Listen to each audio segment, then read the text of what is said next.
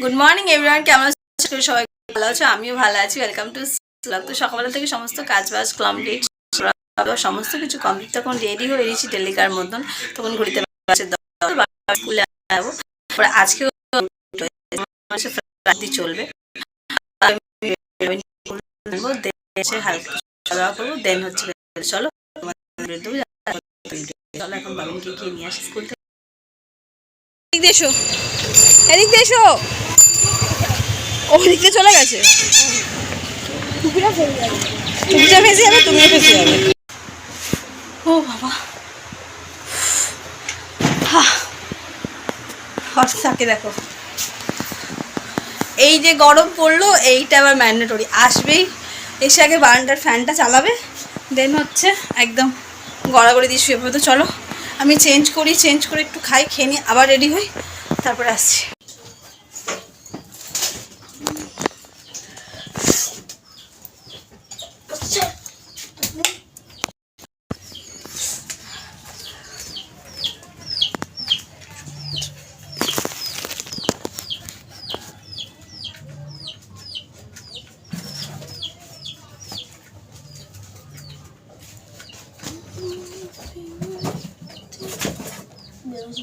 ছেড়ে দিয়েছিল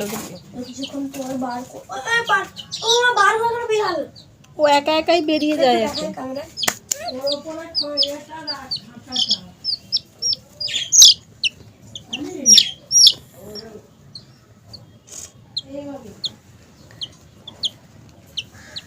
ক্যামেরায়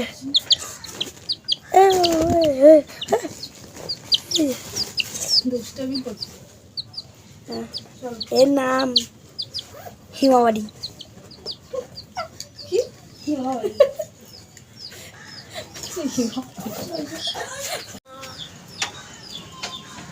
এটা না করলে না করতে হবে। বাই মম, আজ আইসক্রিম আনবে। ঠিক আছে, রাতের সময়। তো আজকে বাসার জন্য আমাকে ওয়েট করতে হচ্ছে। কালকে একদম আমি এসেছিলাম,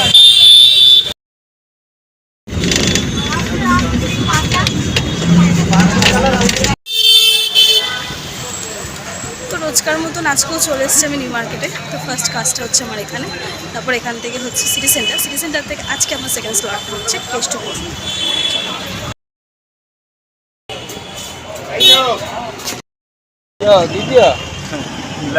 তো গরমে ঠান্ডা ঠান্ডা লস্যি আবার আজকেও।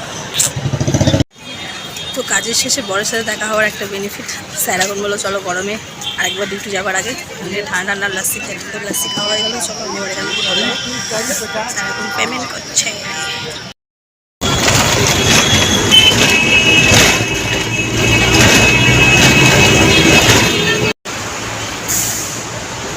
এই জাস্ট বাস থেকে আমি নামলাম, স্টেশনের সামনে দাঁড়িয়ে আছি। স্টেশনে যাবো, কাজটা দেন হচ্ছে এখান থেকে যাবো হচ্ছে কেষ্টপুর।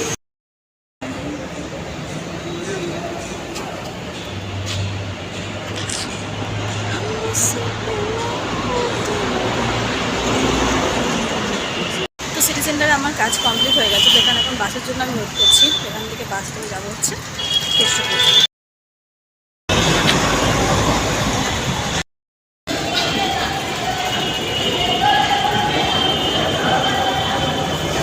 এবারে চলে এলাম, এবার থেকে আমি যাবো হচ্ছে ডান দিকে। আমার ডেস্টিনেশনটা কেষ্টপুরের ডান দিকে। চলো, তো আজকে একার মতন আবারও কাজবাজ কমপ্লিট। চলো আমার বাড়ি যাই।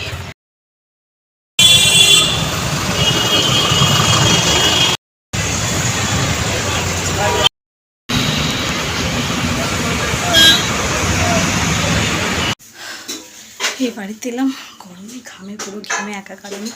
চলো ফ্রেশ ট্রেশ হয়ে লাঞ্চ করি। Good evening everyone. তো আসার পরে খেয়ে দিয়ে একটু রেস্ট করেছি। মানে আজকে ভালো মতন আমার রেস্ট হয়নি, যেহেতু আজকে আমি অনেকটা লেটে ফিরেছিলাম। আর বাবিনের 5:30 দিয়ে ম্যামের পড়া থাকে। তো আজকে যেহেতু বুধবার বাবিনের কারাটে ক্লাস আছে, তো এই যে আমি এখন রেডি হয়ে নিয়েছি, আমার ছেলে রেডি হচ্ছে। তো চলো এখন বাবিকে নিয়ে কারাটে ক্লাসে যাই। আজকে শরীরটা আমার একটু মানে কোনো একটু ঘুমালে শান্তি পেতাম। চলো